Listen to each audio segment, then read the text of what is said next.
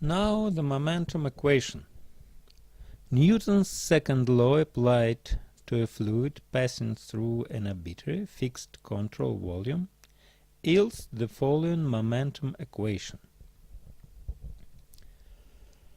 d by dt of rho v plus scalar product of operator nabla and rho v equals rho f plus scalar product of nabla operator and p, capital P. The first term in this equation represents the rate of increase of momentum per unit volume in the control volume. The second term represents the rate of momentum lost by convection per unit volume through the control surface.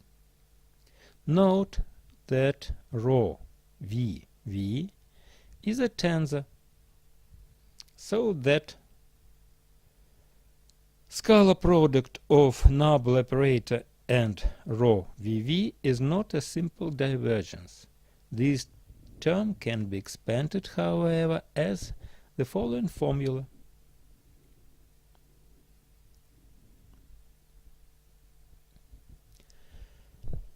When this expression for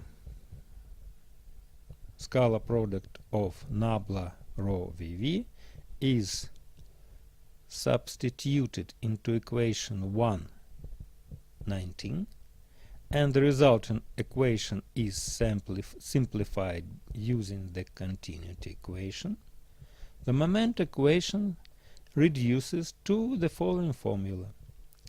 Rho capital D V per capital T equals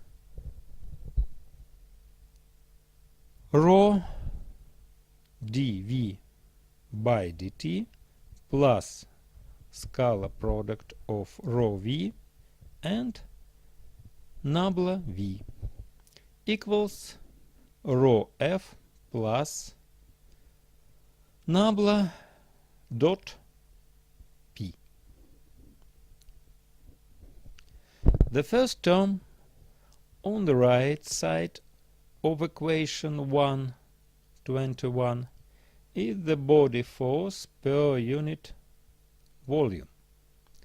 Body forces act at a distance and apply to the entire mass of the fluid.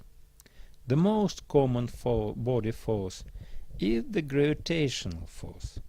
In this case, the force per unit mass phi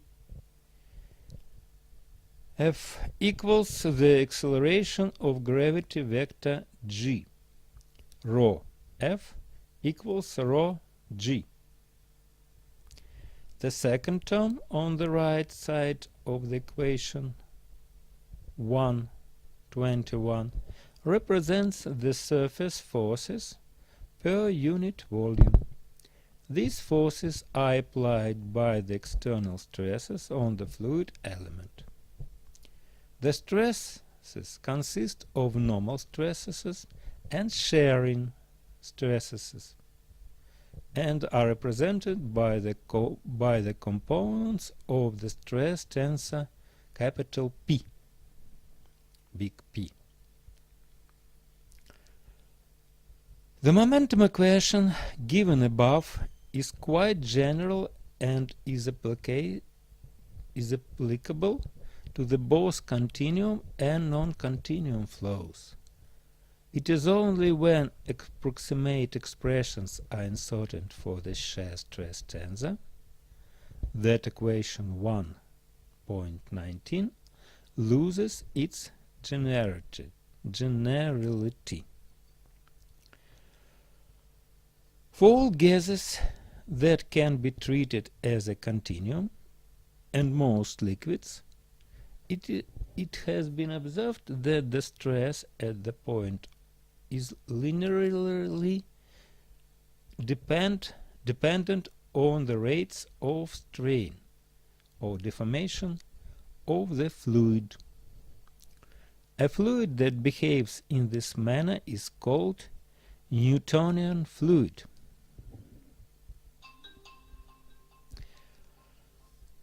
With this assumption, it is possible to derive a general deformation law that relates the stress tensor to the pressure and velocity components. In compact tensor notation, this relation becomes the following.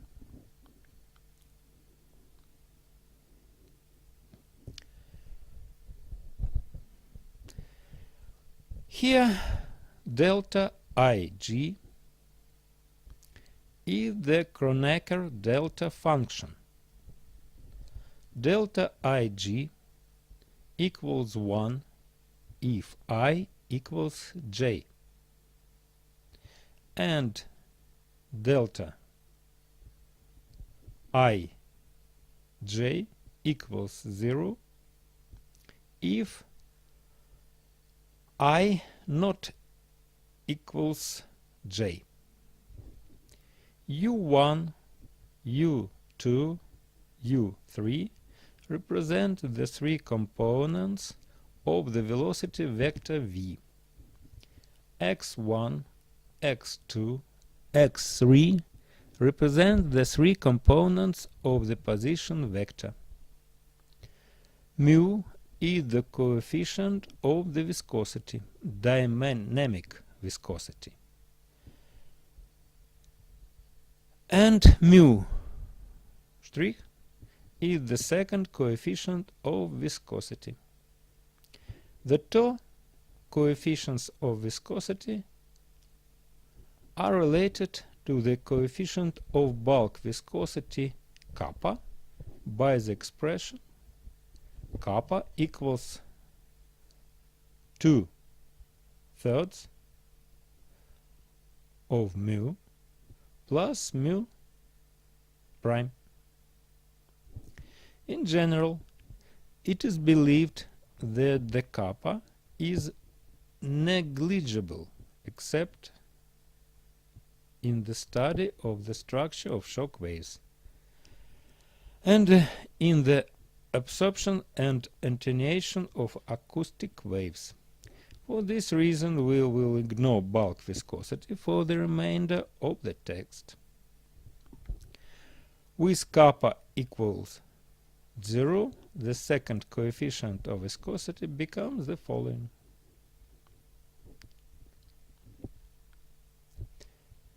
And the stress tensor may be written as Pij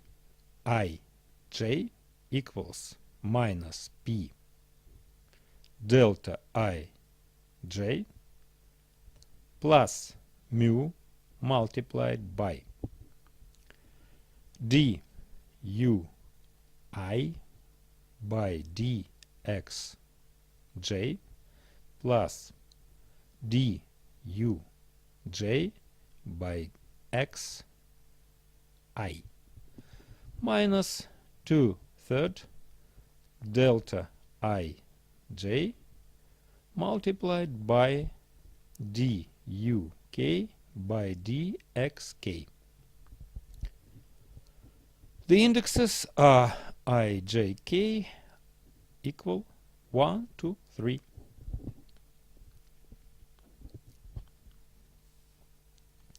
The stress tensor is frequently separated in the following manner, where tau Ij represents the viscous stress tensor given by the following formula.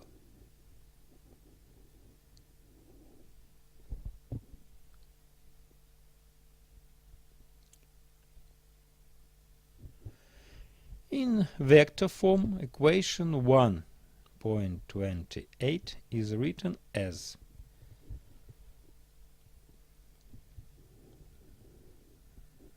see this formula,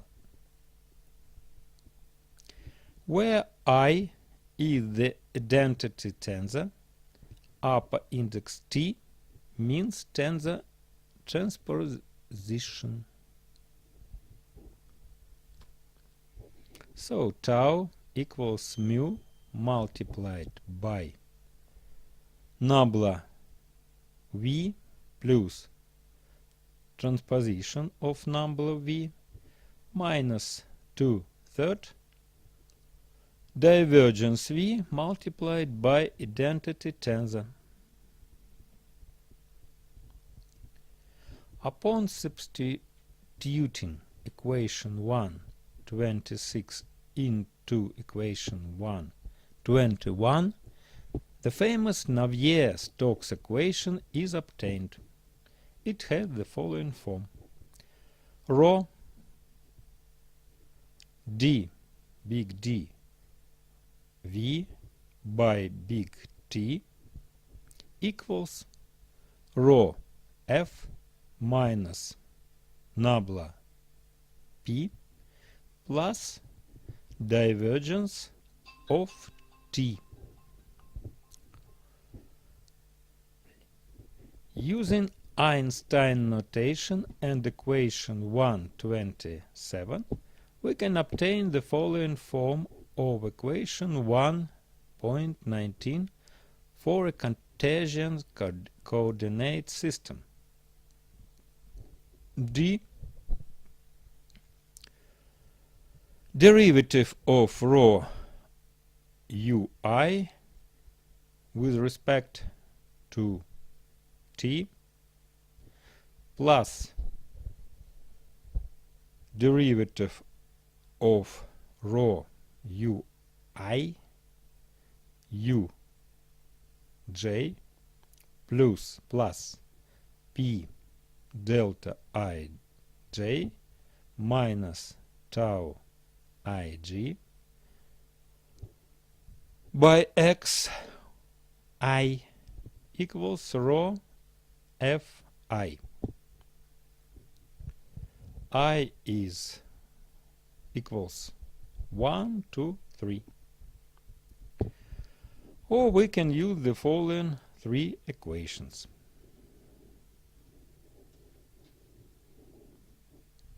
For three coordinate axes: x, y, and z. This is the conservation law form of the Navier-Stokes equations. Utilizing equation 1.21, these equations can be rewritten in non-conservation form as the following: rho dui by dt plus rho uj multiplied by dui by dxj equals rho fi minus dp by dxy plus d tau ig j by dxy. Or for each coordinate axis, we obtained three equations, which are shown in this slide.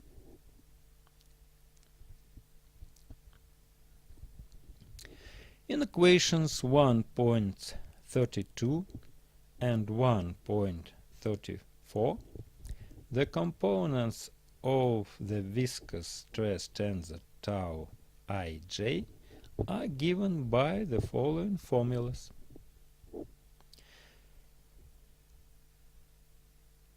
tau xx equals 2/3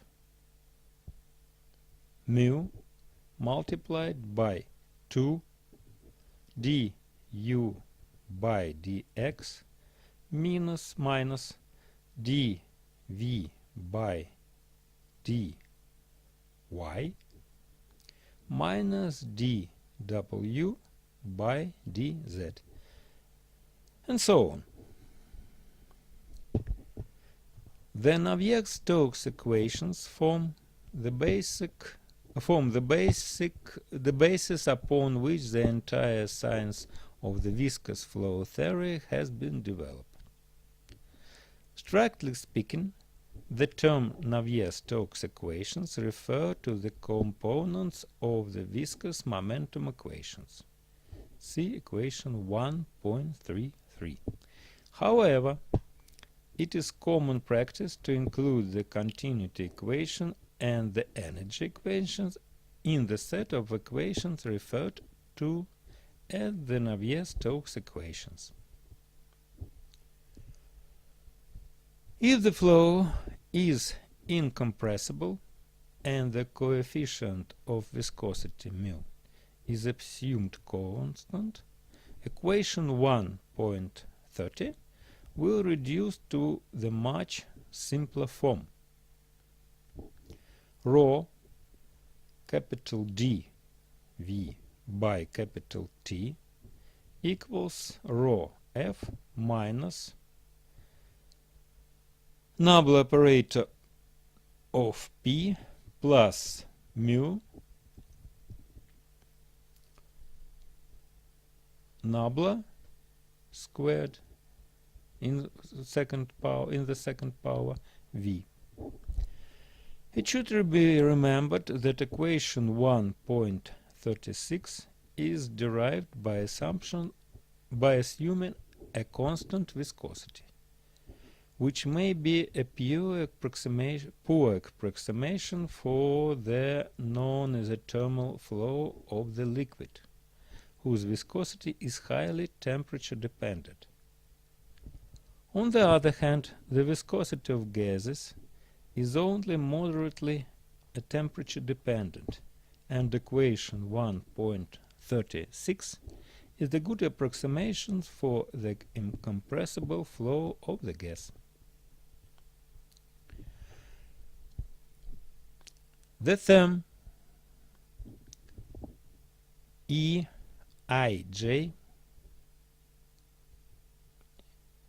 equals 1 second multiplied by dui by xj plus duj by xi is called the rate of strain. It is a symmetric tensor. In continuum mechanics, the strain rate tensor is a physical quantity that describes the rate of change of the deformation of a material in the neighborhood of a certain point at a certain moment of time. So we can write equation 1.28 using equation 1.37 in the following form.